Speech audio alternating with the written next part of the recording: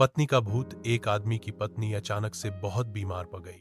मरने से पहले उसने अपने पति से कहा, मैं तुम्हें बहुत प्यार करती हूं, तुम्हें छोड़कर नहीं जाना चाहती। मैं नहीं चाहती कि मेरे जाने के बाद तुम मुझे भुला दो और किसी दूसरी औरत से शादी करो। वादा करो कि मेरे मरने के बाद तुम किसी और से प्रेम नहीं करोगे, वरना मेरी आत्मा तुम्हें चैन से जीने नहीं देगी। पत्नी का भूत। और इतना कहकर वो चल बसी।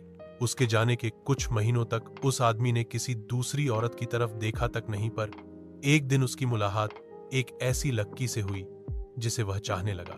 बात बढ़ते बढ़ते शादी तक आ गई और उनकी शादी हो गई। शादी के ठीक बाद आदमी को लगा कि कोई उससे कुछ कह रहा है। मुंह कर देखा तो वो उसकी पहली पत्नी की आत्मा थी। आत्मा बोली, तुमने अपना वादा तोड़ा है, अब मैं हर रोज तुम्हें परेशान करने आऊंगी। और इतना कहकर वो गायब हो गई। आदमी घबरा गया। उसे रात भर नींद नहीं आई। अगले दिन भी रात को उसे वही आवाज सुनाई दी, मैं तुम्हें चैन से नहीं जीने दूंगी। मैं जानती हूं कि आज तुमने अपनी नई पत्नी से क्या क्या बातें की।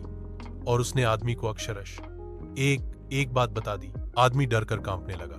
अगले दिन वह शहर से बहुत दूर एक जैन मास्टर के पास गया और सारी बात बता दी। मास्टर बोले, ये प्रेत बहुत चालाक है। बिल्कुल है, तभी तो मेरी एक एक बात उसे पता होती है। आदमी घबराते हुए बोला। मास्टर बोले, कोई बात नहीं, मेरे पास इसका भी इलाज है। इस बार जब तुम्हारी पत्नी का भूत आए तो मैं जैसा कहता हूं तुम ठीक वैसा ही करना। उस रात जब आत्मा वापस आई तो आदमी बोला, तुम इतनी चालाक हो, मैं तुमसे कुछ भी नहीं छिपा सकता, और जैसा कि तुम चाहती हो मैं अपनी पत्नी को छोड़ने के लिए भी तैयार हूं, पर उसके लिए तुम्हें एक प्रश्न का उत्तर देना होगा, और अगर तुम उत्तर न दे पाई तो तुम्हें हमेशा हमेशा के लिए मेरा पीछा छोड़ना होगा। पत्नी का भूत बोला, मंजूर है, पूछो अपना प्रश्न। आदमी ने गौरण मीन पर पहे बहुत सारे छोटे छोटे कंकर अपनी मुट्ठी में भर लिए और बोला, बताओ मेरी मुट्ठी में कितने कंकर हैं। और ठीक उसी समय भूत गायब हो गया। कुछ हफ्तों बाद वो एक बार फिर से जैन मास्टर के पास उनका शुक्रिया अदा करने पहुंचा। मास्टर, उस भूत से मेरा पीछा छुड़ाने के लिए मैं जीवन भर आपका आभारी रहूंगा। आदमी बोला, पर मैं ये नहीं समझ पाया कि आखिर उस प्रश्न में ऐसा क्या था कि एक झटके में ही भूत गायब हो गया। मास्टर बोले, बेटा, दरअसल कोई भूत था ही नहीं।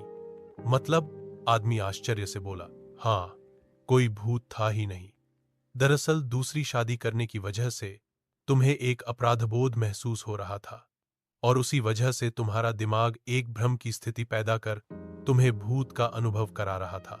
मास्टर ने समझाया, पर ऐसा था तो वो मेरी हर एक बात कैसे जान जाता था? आदमी ने पूछा।